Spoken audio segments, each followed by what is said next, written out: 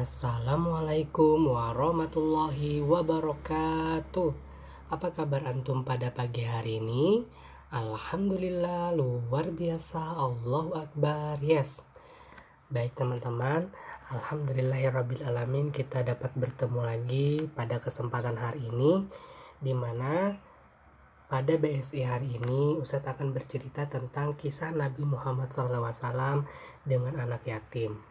Nanti akan Ustadz putarkan videonya, namun Ustadz akan menjelaskan terlebih dahulu apa saja sih kemuliaan bagi orang yang mencintai anak yatim. Di sini terdapat 5 kemuliaan bagi orang yang mencintai anak yatim. Apa saja itu? Ya, ini dia. Yang pertama adalah menyantuni anak yatim menjadi kebaikan bagi diri kita sendiri. Memperbaiki anak-anak yatim dalam hal ini adalah menyantuninya, menjamin kehidupannya, dan masa depannya adalah bagian dari amal kebaikan agar kehidupan kedepannya lebih baik dan tidak masuk dalam kehidupan yang kelam. Dengan begitu, maka kebaikan akan datang kepada kita sebagaimana janji Allah dalam Al-Quran. Yang kedua adalah nafkah untuk anak yatim adalah sebaik-baiknya harta. Dalam Al-Quran, nafkah untuk yatim adalah termasuk dalam amalan yang Allah sukai. Sesungguhnya Allah Maha mengetahui apa yang kita kerjakan, termasuk dari harta yang kita miliki. Harta menjadi hal yang sangat dicintai manusia bagi mereka yang mau menafkahkannya untuk anak yatim. Yang ketiga adalah dengan kita mencintai anak yatim, maka kita akan dekat dengan surga.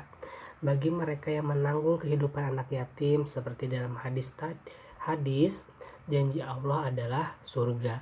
Mereka akan dekat dengan surga karena telah membuat hidup anak yatim lebih terjaga dan lebih baik. Yang keempat adalah jauh dari azab Allah. Tentu kita menginginkan hidup yang jauh dari azab Allah. Untuk itu, salah satu jalan untuk menghindari azabnya adalah dengan kita menyayangi anak yatim, berlaku baik padanya dan menjamin kehidupannya. Anak yatim memiliki keistimewaan tersendiri dalam Islam. Untuk itu, berikanlah kasih sayang kita agar Allah pun memberikan keistimewaan atas amalan yang kita miliki. Yang terakhir adalah sebaik-baiknya rumah. Apalah artinya sebuah rumah yang mewah dan megah jika di dalamnya tidak ada hal-hal baik yang menaunginya? Salah satu hal yang membuat rumah kita menjadi rumah yang terbaik adalah dengan memelihara anak yatim di dalamnya. Sedangkan bagi mereka yang memiliki rumah namun anak yatim di dalamnya diperlakukan buruk, maka itu adalah seburuk-buruknya rumah.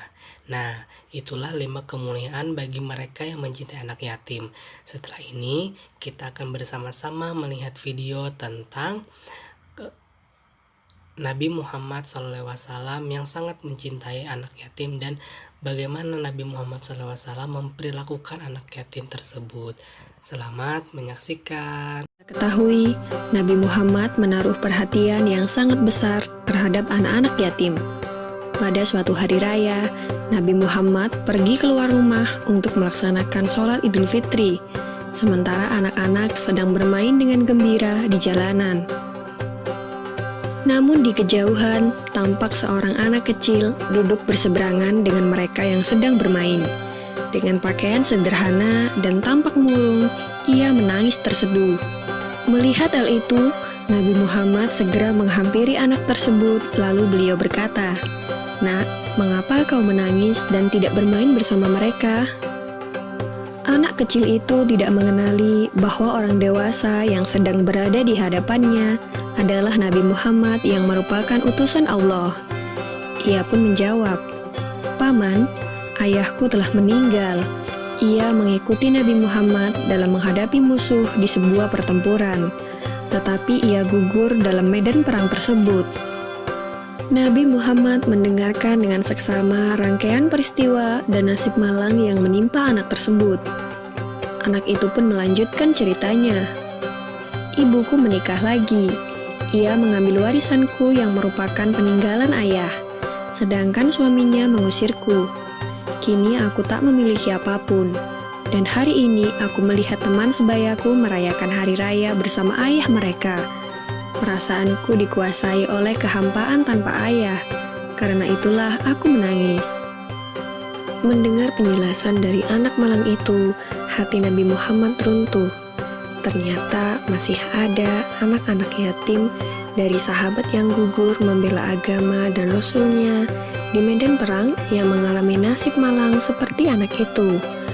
Namun Nabi Muhammad segera menguasai diri. Nabi yang duduk berhadapan dengan anak ini segera menggenggam tangannya. Apakah kau sudi bila aku menjadi ayahmu, Aisyah menjadi ibumu, Ali menjadi pamanmu, Hasan dan Husain sebagai saudaramu, dan Fatimah sebagai saudarimu? Tanya Nabi Muhammad. Mendengar tawaran itu, anak itu seketika mengerti bahwa yang dihadapannya adalah Nabi Muhammad SAW. Kenapa tak sudi wahai utusan Allah? Jawab anak ini dengan senyum terbuka. Nabi Muhammad kemudian membawa anak angkatnya pulang ke rumah. Di sana anak ini diberikan pakaian terbaik.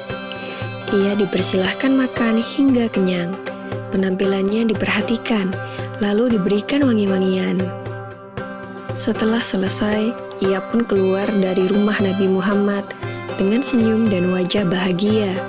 Melihat penampilannya yang sudah berbeda, para sahabatnya yang semula sedang bermain bersama mulai bertanya, "Sebelum ini kau menangis, tapi kini kau tampak sangat gembira." Benar sahabatku, tadinya aku lapar, tetapi lihatlah, sekarang tidak lagi. Aku sudah kenyang. Dulunya, aku memang tidak berpakaian bagus, tetapi kini lihatlah, sekarang aku mengenakan pakaian bagus. Dulu memang aku ini yatim, tetapi sekarang aku memiliki keluarga yang sangat perhatian. Nabi Muhammad ayahku, Aisyah ibuku, Ali pamanku, Hasan dan Husain saudaraku, dan Fatimah saudariku. Bagaimana aku tidak bahagia? Mendengar cerita sahabatnya, mereka tampak menginginkan nasib serupa. Sampai salah satu dari mereka berkata, "Coba saja ayah kita juga gugur pada peperangan itu, sehingga kita juga diangkat sebagai anak oleh Nabi Muhammad." Lalu waktu terus berjalan, usia semakin bertambah, kebahagiaan anak ini pun lenyap ketika selang beberapa tahun setelah itu, Nabi Muhammad meninggal dunia. Meratapi kepergian ayah angkatnya yang paling mulia, ia keluar rumah dan bersedih. Sungguh menyedihkan, kini aku kembali terasing. Aku bukan siapa-siapa lagi. Aku kini menjadi yatim yang kesepian, katanya sambil menangis sedih.